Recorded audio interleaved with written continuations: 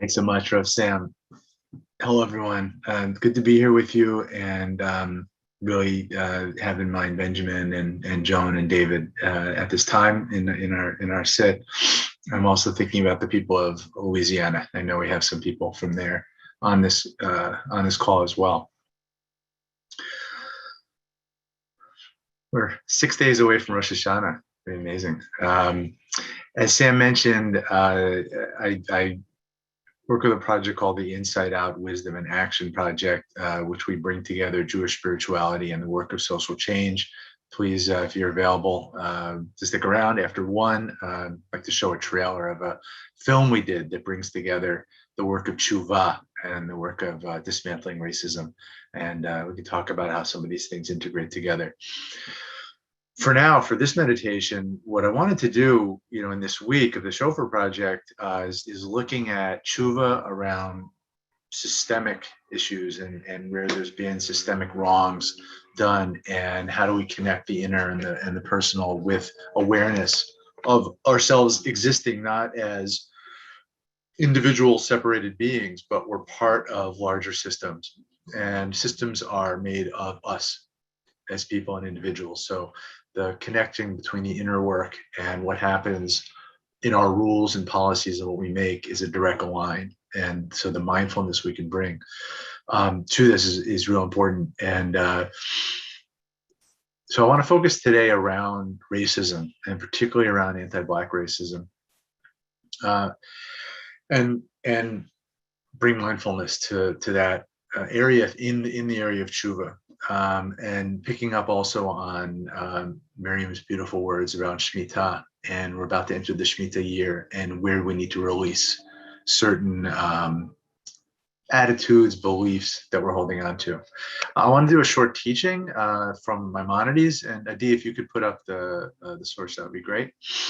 And just one warning, my internet's been spotty, so I'm actually on this call also by phone. So for some reason I stop and freeze, my voice will continue with phone. So you have this text as well, but just here we can look at it together. This is Maimonides, the great rabbinic scholar from the 11th century and 12th centuries, who's writing about this practice of tshuva, what we're coming into the season of. And what he does in this short piece is he lays out the main elements, and our meditation is going to be based on these elements. So he says, what is repentance? The sinner shall cease sinning, and the sinner here is the chote being one who misses the mark. The one who misses the mark shall cease and remove that missing of the mark from themselves and their thoughts, and wholeheartedly conclude not to revert back to it. So that's one step, is stopping the action and making a decision not to continue. And that takes awareness. If you're not aware you're doing anything, you're not going to have a chance of stopping it. So you need to actually see, acknowledge, know what you're doing, what's happening. Maimonides continues, so too shall they be remorseful on what was past. Okay, here he's bringing in emotion. There should actually be an emotion, a feeling of remorse, sadness around what has happened. So we want to break into the heart at that level. In addition, they should take to witness the one who knows all secrets, aka God, that forever they will not turn to repeat that sin or mistake again. Okay, so they're not exactly vowing, but they know that God is witnessing them in this decision. It is, moreover, essential that their confession, and now confession is the word vidui in Hebrew. That's a word many people know from the Yom Kippur service. It comes from lehodot or hoda'ah, which is the same word for thanks, but also for acknowledge, to acknowledge something. So a confession is an acknowledgement of reality. This confession shall be spoken by the words of their lips, and all that which they conclude in their heart shall be formed in speech. So just staying in the realm of thought is not enough for Maimonides. It needs to actually be verbalized. We need to actually say these things. So we have a few different steps, stages, aspects of tshuva. We have a first of all, just even a kind of a what even is precedes the first thing he says is being aware and acknowledging what is happening, and then stopping doing whatever that thing is. And then there's some feeling about it, remorse, sadness about that. And then there's resolve that you're not going to do this going forward. And finally, there's speaking it out loud. Okay, so say 4 main pieces that are here. What I'd like to do with us now for the next 13, 14 minutes is to go into a meditation. And you can, thank you, yeah. We're going to go into a meditation on these 3 aspects: on acknowledgement, on regret and feeling, and then on resolve. And I want to do this regarding racism and white supremacy, white skin privilege in this country, and talking particularly in the United States context. And if you're coming in from other countries, other places, these things may play out differently. So all I'm talking about is what I know most, which is the context of the United States. But my sense is you'll probably find relevance if you're somewhere else. So let's get ourselves in a comfortable position for a meditation. Feel your seat, feel yourself, your weight in the chair, your feet on the ground.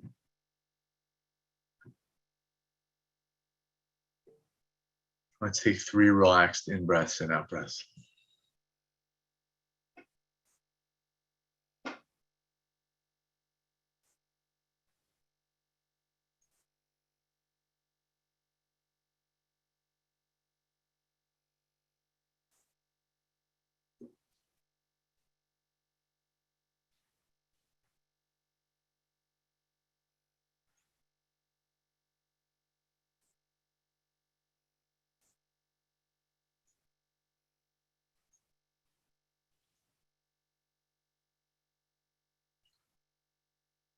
Bring your attention to your heart, to the area around your chest, and notice your breath coming in and out.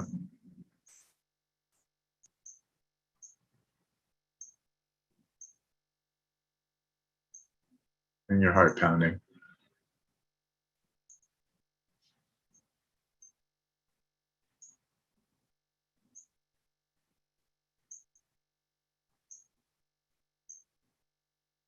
If at any time any of the prompts seem upsetting to you, or that you're losing a sense of balance, feel free to open your eyes, to look around the room, get yourself grounded, and then you can come back into the meditation.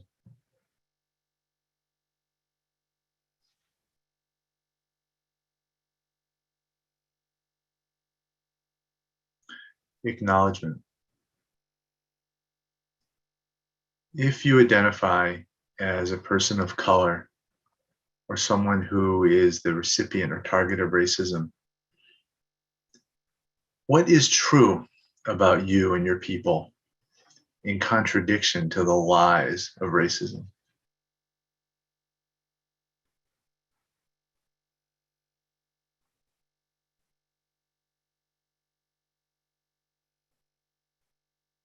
And if the prompt does not apply to you or your context, I invite you just to keep breathing in a relaxed way.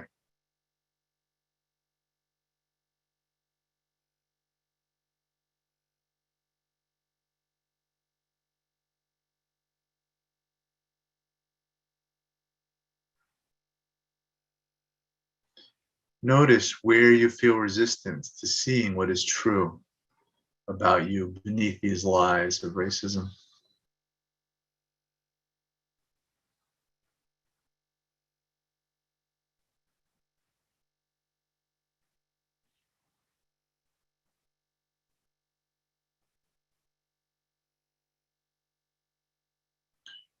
Where might this resistance be coming from?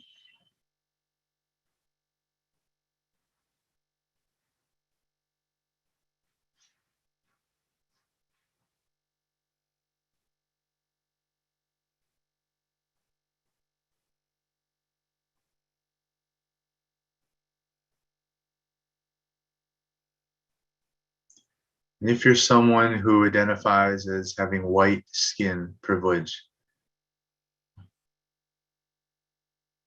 notice at least one way you feel you're treated differently because of having lighter skin.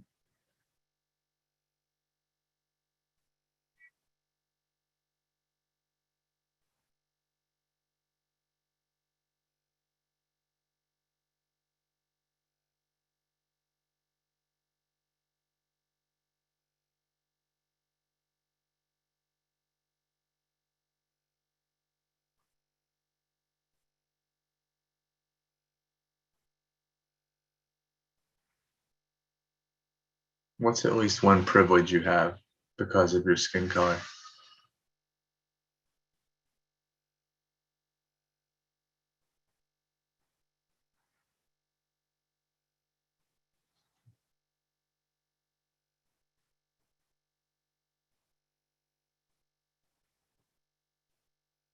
Really notice it, feel it.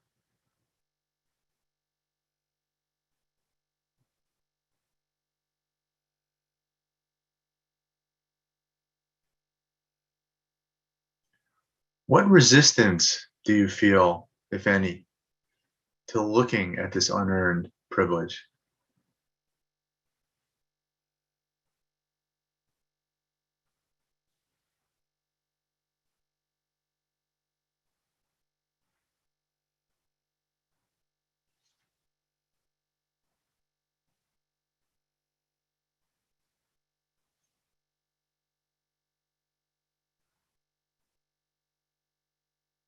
Where might this resistance be coming from in you?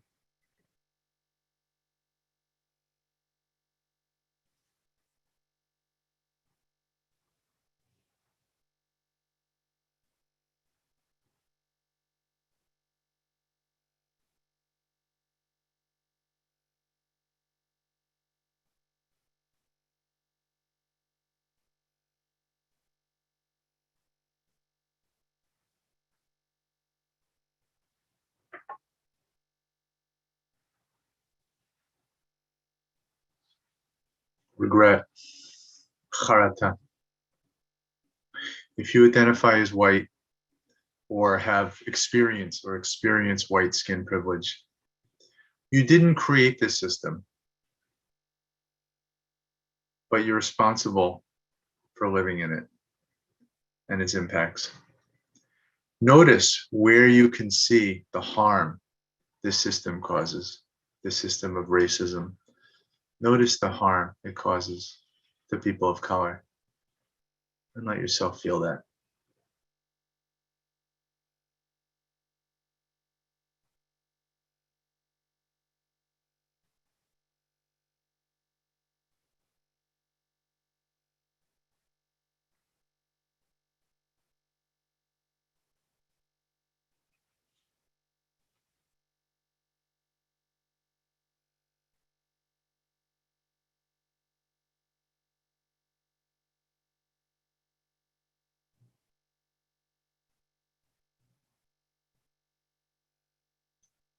And keep noticing that. And if you're identified as a person of color, picture a loving, healing embrace around yourself and the ones you love who've been targeted by racism.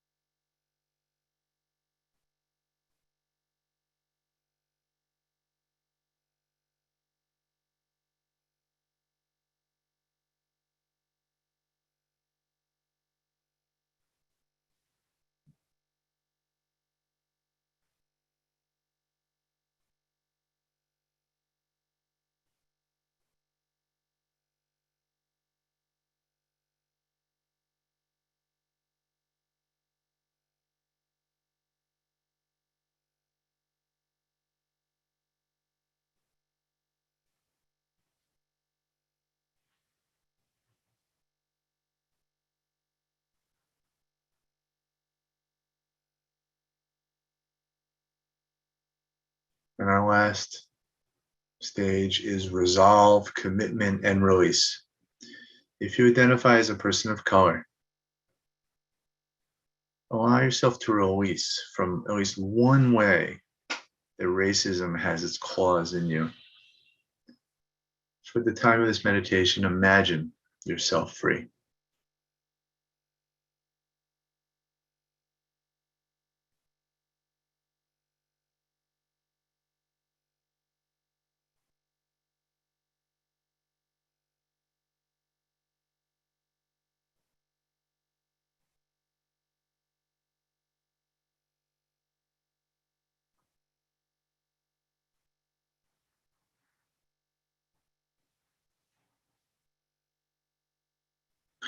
And if you are someone who receives or has benefited from white skin privilege, imagine yourself releasing one aspect of this white skin privilege.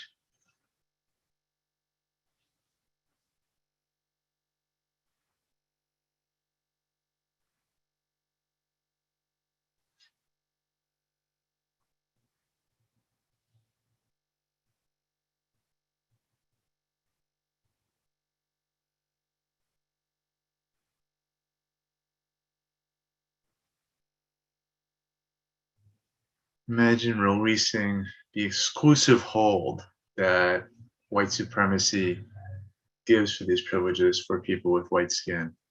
Releasing that hold on it and let these privileges be enjoyed by all.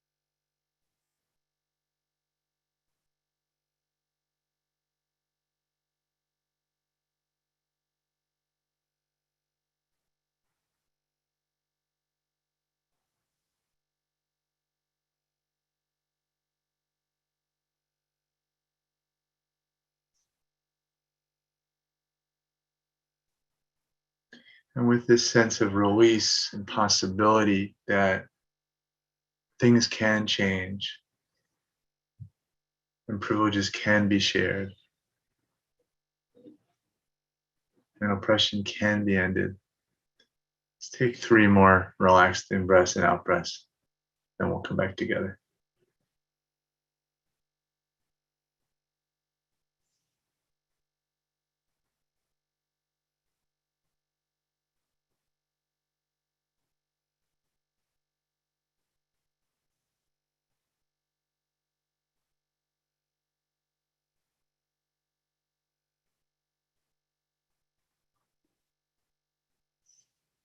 Thank you.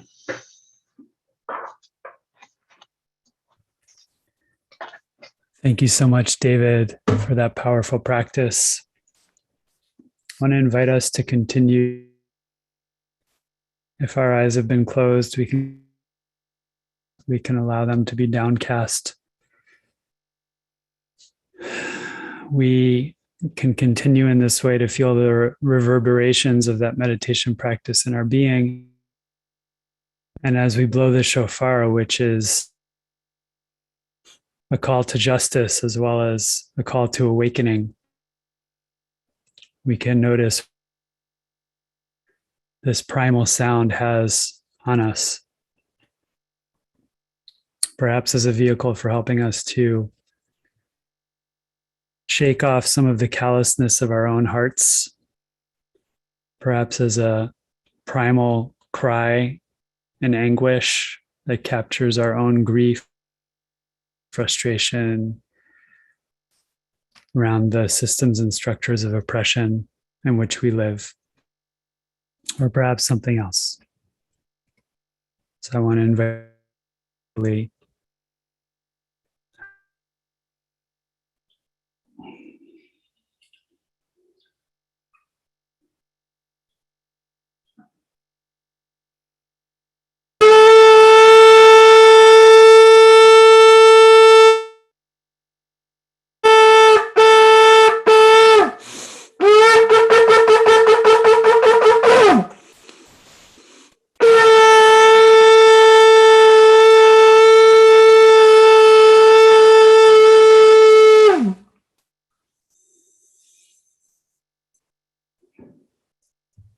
And we'll turn now toward the mourner's Kaddish. For those who may be reciting the mourner's prayer for dearly departed ones. And I want to invite you, as we're saying this prayer, to share the names in the chat of anyone who may be on your heart and mind today as you're reciting mourner's Kaddish. And I invite you to rise in body or in spirit as we turn to the prayer. Yitkadal v'yitkadash mirabah. Be'alema dibra chiyutei. ויתקדש מרבה, ועלמה דיברה כהותה. Chayechon v'yomechon v'chayei dechol Beit Yisrael. בית ישראל בעגלה ובזמן קריב אמרו אמן. יהי שמי רבה מבורך לעולם לעולמי עולמי. וישתבח ויתפאר וישתבח ויתפאר ויתרומם ויתנשא. ידע ויתהלל ויתהלל שמי דקודשה בריחה. ואמרו אמן. תא ושירתה. ועלמא ואמרו אמן. שלום הרבה אמין שמיה וחיים עלינו ועל כל ישראל. שלום בברכה, שלום ישראל יושב תבל ויאמרו אמן. אמן. אמן.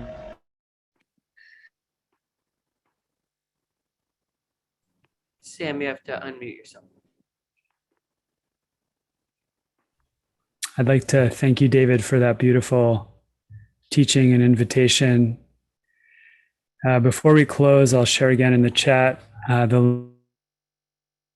If you're able and so moved, you can make a donation. We're very grateful for your support, and we are grateful to all of you for helping to create this beautiful community every single day. For those who are leaving now, we wish you good health and shalom. And especially as the new year is almost upon us, a year of good health, a year of flourishing, a year in which all of the yearnings of your heart may be fulfilled for good. And we're here again tomorrow at the same time.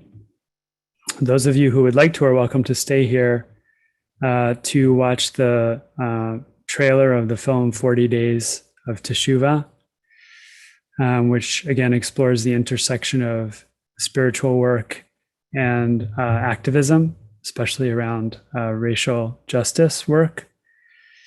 And then I also want to let you know that the recording is saved on our Facebook page, on our YouTube page. And you can view all those materials, sessions, YouTube channel whenever you'd like. Please also don't forget Chazon pledge. Now for a number of weeks, Chazon is a organization in the country, the most impactful. And Chazon is offering us to pledge to take personal and collective action during this to address the climate crisis through personal change, but small changes that we can take on that have a profound impact in terms of reducing our personal climate impact, as well as donating money to environment and also to engage advocacy on behalf of climate policy that can help us move through this crisis, ultimately leave a sustainable world for our children, grandchildren, and all generations to come. The link to the check that out. All of the IJS faculty have taken the pledge, and we would like to. So for right now, David, and thank you again for being here, time, your presence, and your attention so generous for this wonderful community of practice.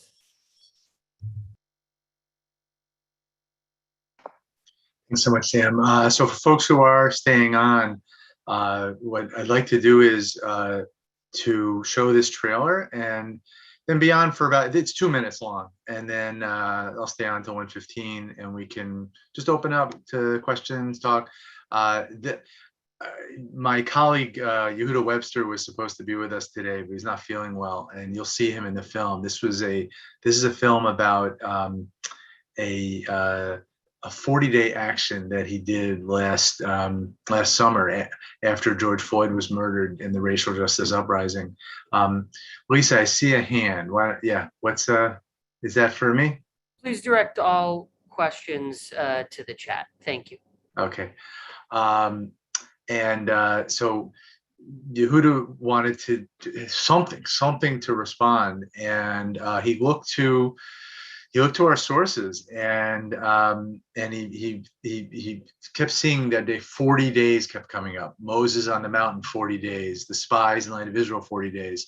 And so he determined for 40 straight days to go to Grand Army Plaza in Brooklyn, where he lived, and to gather people at the end of the day to blow the shofar, to cry out in prayer about racism, and to make commitments to testify for people of color, testifying about their experiences of racism, and for people who have been socialized as white to be talking about where they've acted out racism, and for people to make commitments to do tshuva around these things, and then to really think systemically how to work. So this went on for 40 days until Tisha B'Av, and it culminated on Tisha B'Av last year. And so Inside Out Wisdom in Action, which is my organization, produced this film about this as a model of a powerful integration of our spiritual technologies from Judaism, particularly shofar, prayer, and tshuva, with doing the work of collective liberation and addressing oppression. So let's take a look, and then we can discuss after. So I'm going to pull this up. I'll put it up on. There's some, and definitely follow the chat. John, you just wrote that to me directly. So about JFred. So please write that to the whole group. I'm just going to pull this up, and I'm going to share it on my screen. And Sam, let me know how the sound is when it comes up.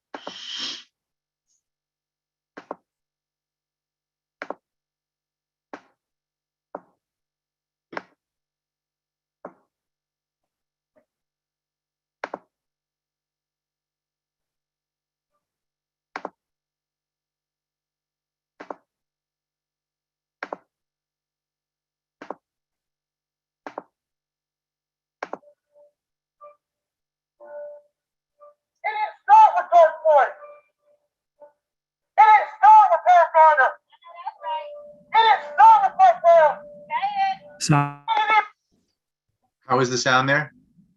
I think maybe a little tiny bit louder, but it seems to be okay. David, okay. I could share it if you'd like. Yeah, why don't you go do it? That'll work technically better. Go ahead. Thanks, folks, for your patience.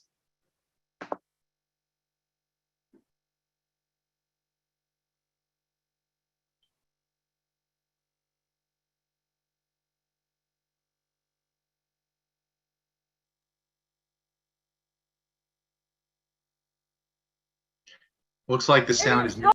It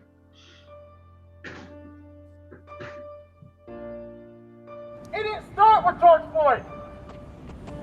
It didn't start with Eric Garner. I know that's right. It didn't start with Mike Brown. Say it. It didn't even start with the transatlantic slave trade. Hello. It started with us turning away from Hashem, turning away from Torah, turning away from justice, and embracing baseless hatred instead. Why is this still happening? Why are we in this never-ending cycle of oppression? And what, on a spiritual level, are we called to do?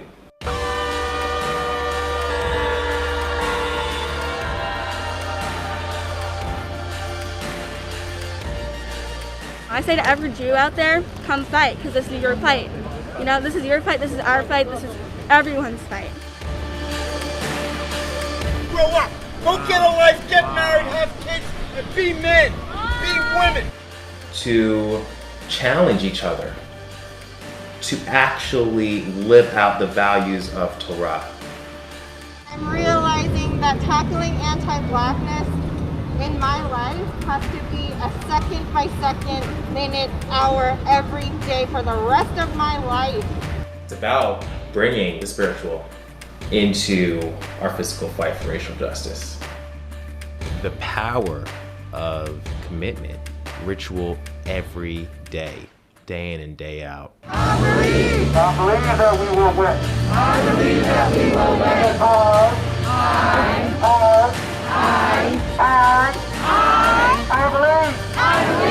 believe that we will win. I believe that we will win. I believe that we will win. I believe that we will win.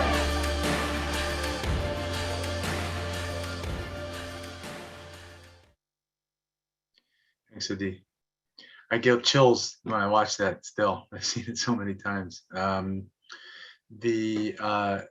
So what was happening that was, I think, and I do want to mention that the action was organized by Jews for Racial and Economic Justice, which John just mentioned, and that's, if you're a New Yorker, their organization was doing great organizing. What Yehuda was trying to create here was this integration of it's not just a nice thing to bring in our spirituality into these things. It's necessary to bring if we're really going to confront racism in here in the United States. It's so deeply embedded in our culture and who we are. This is going to need a spiritual approach and draw on deep spiritual roots, and this was an example of that. So I want to stop there. Just any questions or reactions. I see Susan's asking to put my organization's website. So it's on the document that you have. There's thanks, Sam. Sam just put it in. There's also a link on the document as well. Yeah. What reactions or questions to do with this? And again, friends, please put your. We're just too large a group for people to be able to raise their hands and unmute themselves. So, and I'll also lift some of them up for you as well. Yeah, I see one here from Suzanne. What Jewish supports can we use when we come up against frustration in making change? Jewish supports, the spiritual supports. Yeah, I mean, that is part of the change-making process. It's slow, and there's 2 steps back, 1 step forward. So there's, I've been an organizer and for, and involved in social change work for 30 years. And I say the main things for me are community. That's not necessarily just an exclusively Jewish thing, but Jewish spirituality happens in community. And so knowing I have community and keep turning to community has been really important. My daily prayer practice is essential. I have, this is a plug. The Prayer Project has a Hitbodedut unit, which is it's a Rabbi Nachman of Breslov's spontaneous prayer practice that I teach for IJS, and it's coming up in November. But that is a daily practice that I've had for close to 20 years, which is about just talking to God.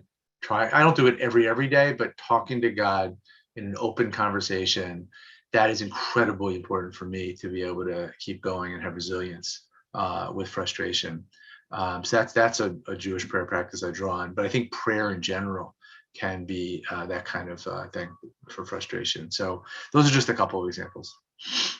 Lori writes, in your earlier guided meditation, it seemed to use white privilege and white supremacy interchangeably. The latter carries such a charge of extremism and violence. Would you please speak to these phrases? Lori, thanks so much for asking that. Yeah,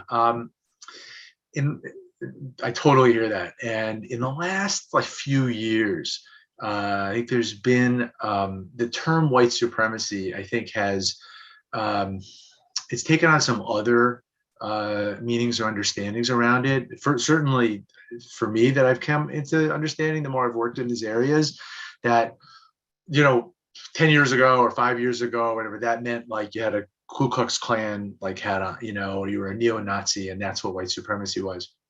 I think there's what I'm coming to see is that, and learning from others, that it's just take it at face value, really literally the words, that if you have white skin or European heritage,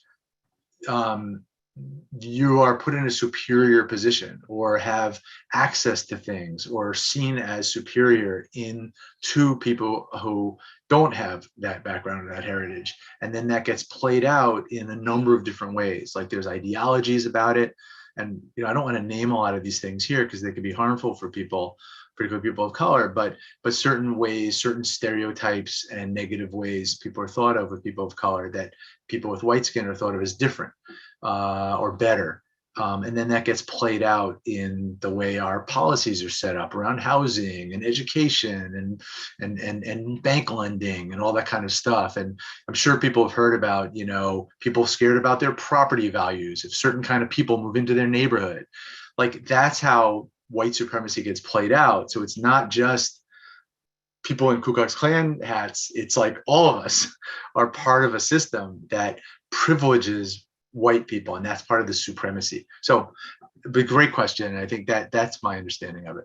A lot of questions coming in here. Sam, can you curate these? You want to? Actually, we have a question here, about interested in the God element, even if they might practice element valuable. And I know that on the Iowa website, and telling your story, you talk about how you noticed that the people who seem to have the greatest longevity, right, in doing social justice work were people who had a deep spiritual practice, right? A regular, fixed, deep spiritual practice. So can you say a little bit more about, why you feel the practice supports people to continue this work day in, day out, and whether or not, a person needs to have a kind of prerequisite belief in God or a certain type of God to be able to do the kind of inner work that you're describing here and in the film? Yeah, that's such a good question. I